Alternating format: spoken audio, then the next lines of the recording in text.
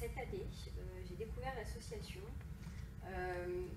et je crois que vous avez tout juste.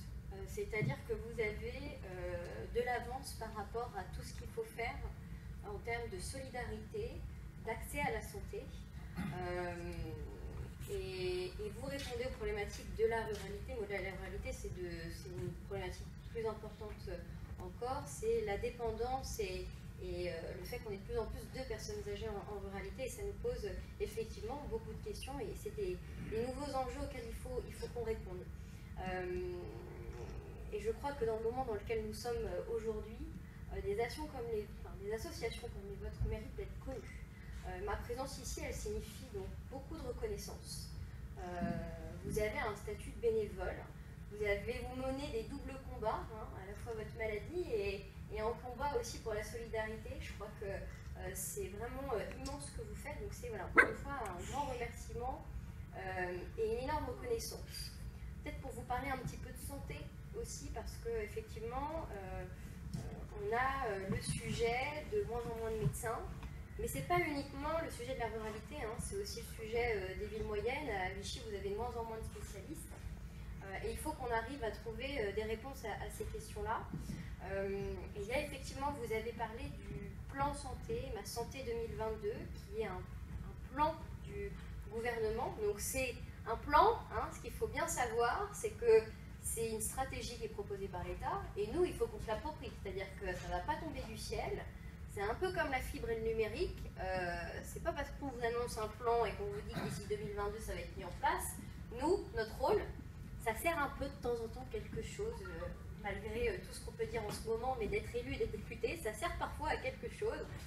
Et moi, mon rôle dans l'Allier, c'est de faire en sorte que ce qui est annoncé au niveau national, eh bien, on soit certain que ça déroule dans nos départements et dans nos territoires.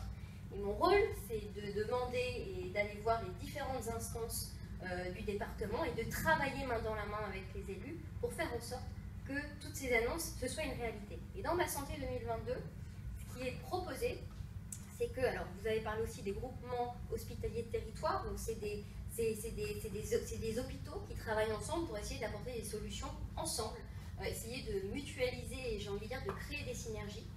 Et donc là, on souhaite aller plus loin. On ne sait pas si ce sera contraignant ou pas pour l'instant. On aura des discussions et je sais qu'il y a des discussions au niveau national aujourd'hui qui se tiennent. Mais pour que tous les professionnels de santé, et pas uniquement les médecins, vraiment discutent ensemble. Vous allez me dire c'est la base. Bah oui, mais malheureusement aujourd'hui on est quasiment obligé, mettre une contrainte pour que les gens et les professionnels de la santé se parlent, que les infirmières, qu'on oublie trop souvent, et qui pourtant sont celles qui sont au quotidien des personnes âgées, les aides-soignantes, les médecins bien évidemment, et les autres professionnels de santé se parlent dans une instance dont il faudra définir le périmètre pour qu'ils se mettent d'accord sur le fait d'assurer des gardes, de s'assurer qu'il y a vraiment une permanence des soins, peut-être aussi créer des synergies ensemble et je veux dire, peut-être, on sait que les maisons de santé c'est des bonnes solutions aussi, mais il y a peut-être aussi des mécanismes à imaginer avec les hôpitaux et j'ai envie de dire les médecins libéraux à l'extérieur. Donc voilà, il y a des choses qui vont se passer, il va falloir que tout le monde participe. Je pense que votre association sera largement associée.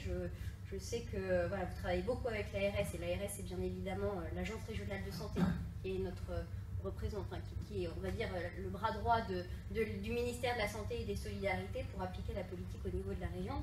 Et c'est extrêmement important que votre association, bien évidemment, soit impliquée, parce que je suis sûre qu'elle aura plein de bons conseils, et voire même des exemples à donner sur les pratiques qu'elle a pu avoir sur le territoire. Donc ça va nous animer, ça nous anime déjà et ça va nous animer tout au long de l'année. Et à l'Assemblée nationale, il y aura des discussions également autour d'une loi santé. Et donc, il faudra absolument qu'on puisse travailler ensemble, que vous nous fassiez, qu'on échange et que vous nous fassiez comprendre un peu qu'est-ce qu'on peut faire de mieux et qu'est-ce qu'on peut améliorer dans la loi, quels sont les obstacles aujourd'hui. Vous nous avez donné quelques pistes tout à l'heure.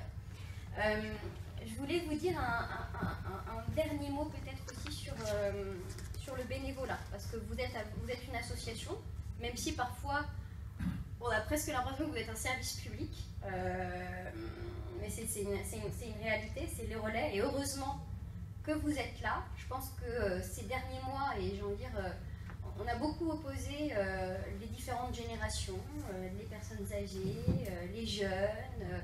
Je pense qu'on est totalement dans le faux quand on oppose les générations, parce qu'au final, on a besoin de tout le monde. Et c'est vrai que dans nos associations en Allier, on a beaucoup de bénévoles qui alors, sont à la retraite, et on a trop peu de jeunes. Et donc, on a un enjeu majeur qui est d'attirer les jeunes, et on a un enjeu majeur aussi de faire en sorte que nos bénévoles présents restent là. Et pour ça, il y a encore un sujet de reconnaissance, mais au-delà de ça, on est venu plusieurs fois me voir à la permanence d'autres associations qui sont extrêmement présentes sur les territoires, sur le statut du bénévole. Parce qu'il y a des responsabilités qui sont pour certains d'entre eux, et notamment ceux qui sont au conseil d'administration et au bureau, le trésorier, alors surtout le président, a une responsabilité. Et il faut absolument qu'on avance. C'est quelque chose qui était dans notre vision de départ, mais il faut qu'on soit des députés, plusieurs à porter le sujet, parce qu'il faut vraiment qu'on avance. Il y a déjà eu une proposition de loi, ça veut dire quelque chose qui a été porté par les députés, pour protéger le président de l'association, mais quand elle disparaît, quand elle est liquidée.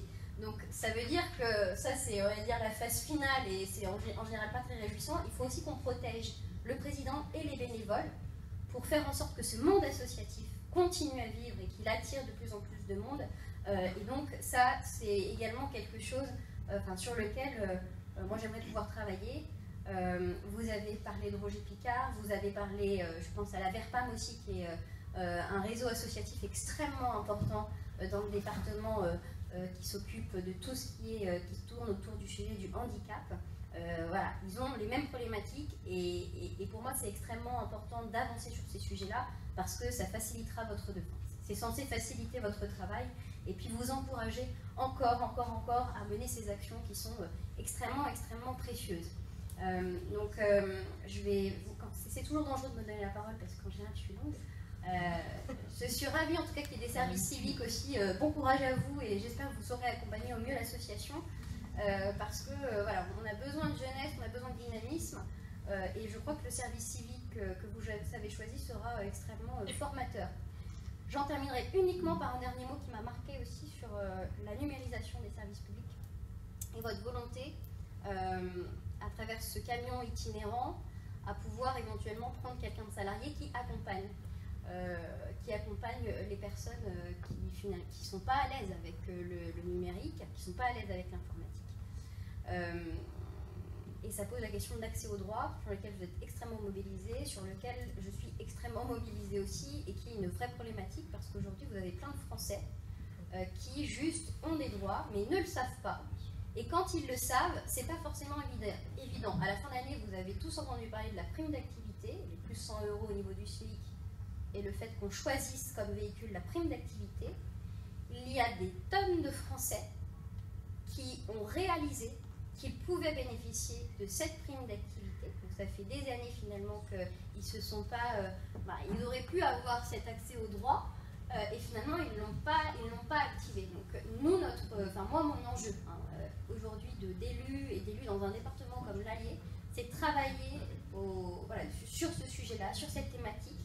Je m'inspire beaucoup, votre association, je pense que là encore une fois a tout compris, parce qu'elle démultiplie ses présences devant les hôpitaux, devant les supermarchés. Ce camion qui va à la rencontre des Français dans nos territoires ruraux, la mobilité, on le sait tous, est une vraie problématique. Et donc, il faut maintenant que les services au public se déplacent vers les populations. Et je crois qu'effectivement, il faut aussi accompagner et apprendre à ce service du numérique. Et peut-être qu'il faudra plus d'humain. Finalement, on va retrouver de l'humain à côté de l'informatique. Et finalement, c'est pas plus mal que ça. Ça s'appelle la médiation du numérique. Et je crois qu'il faut avoir une attention particulière dans les départements comme les nôtres, personnes âgées, éloignement, d'un point de vue de cet usage du numérique. Les collectivités y travaillent, et je les remercie. Les maires ont bien pris conscience de cette problématique-là. Et moi, quand on nous dit, Bénédicte, on va fermer un service public, je pense notamment, là c'est un service au public, les guichets SNCF pour acheter son billet de train. On a eu la problématique dans l'Allier ces derniers mois. Moi, je leur ai dit non, vous ne fermez pas de guichet, à moins que vous ayez... si c'est pour mettre une borne, hors de question, parce qu'il y aura des personnes âgées qui, justement, elles vont au guichet aujourd'hui parce qu'elles ne peuvent pas retirer leur billet, elles ne sont pas à l'aise avec la machine. Donc soit vous nous proposez une solution alternative, et on crée un projet ensemble, et on peut s'appuyer sur ce que j'appelle, moi, les réseaux de solidarité. Les buralistes, la poste se renouvelle, etc. Eh bien, on peut peut-être aller acheter son billet au bureau de tabac. Il y en a quand même pas mal dans nos circonscriptions. Ou alors, si vous nous mettez une borne, vous formez les personnes qui sont sur le quai pour accompagner nos personnes âgées. Donc en fait, il faut pas qu'on se batte contre la numérisation, il faut qu'on se batte pour que y ait un accompagnement, il y ait vraiment une compréhension de l'outil. Et moi, je crois que le vrai progrès, en ce moment, je réfléchis beaucoup à cette notion parce que je trouve qu'on n'y réfléchit pas assez, c'est quel progrès on veut demain, hein, avant de se poser toutes les autres questions possibles et inimaginables. C'est quel progrès on veut. Je crois qu'on veut un progrès vers les solidarités, peut-être un progrès, des choses qui facilitent un peu notre vie. Le numérique peut le faciliter et permet de faire des économies aussi, mais il n'empêche que ça ne doit pas être au détriment du social, de ce qu'on est profondément. Et je crois encore une fois, désolée de l'avoir dit plusieurs fois, mais que votre association, Juste, a tout compris et est dans le juste. Et pour moi, c'est un vrai exemple. Et vous avez un président qui vraiment se bat, et que je remercie parce que on a la chance dans le département, dans l'Allier, d'avoir des personnes extrêmement précieuses, qui se mobilisent, qui font ça bénévolement, qui donnent de leur temps. Merci, on a besoin de vous, continuez votre action. Et en tout cas, je crois, ma présence, elle signifie ça encore une fois. Vous pouvez compter sur mon soutien. Je ne peux pas tout faire, et je sais le dire quand je ne peux pas tout faire. Mais en tout cas, j'ai vraiment volonté à pouvoir appuyer votre action et puis m'appuyer un peu sur vous aussi, parce que, encore une fois, je crois que c'est que dans l'échange qu'on avance. Donc bon courage dans le combat que vous menez au quotidien. Et puis bon courage pour l'action que vous menez aussi pour les autres. Et je vous remercie infiniment et je crois qu'on a encore le droit de vous souhaiter une bonne année. Donc vraiment une excellente année, en espérant qu'elle soit apaisée, mais on va tout faire pour. Et au-delà de toute n'importe quelle immense réforme, moi je crois que ce qui compte avant tout, c'est les projets de territoire, c'est les projets qu'on mène ensemble, c'est la proximité qu'on peut avoir ensemble. Il faut qu'on travaille dans ce sens-là. Et moi, c'est mon combat, en tout cas, en tant qu'élu. Voilà. Très heureuse d'avoir été parmi vous ce matin. Et merci de votre attention.